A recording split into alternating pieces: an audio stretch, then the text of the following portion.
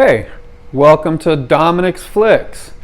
Today I'm going to show you the record of the day. You scared? I ain't scared. Let's do it. Alright, here's today's record of the day. Today's record of the day is Alex Puddu, In the Eye of the Cat.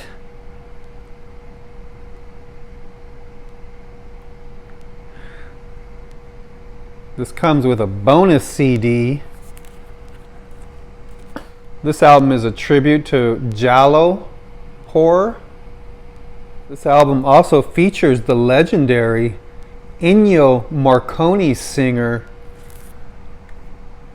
Edda dell, who's now in her 80s.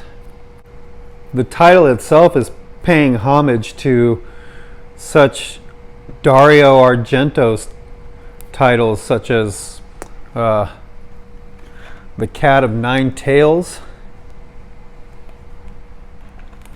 or The Bird with the Crystal Plumage. 1970s style percussion with a North African influence. Check it out. Has a bonus CD.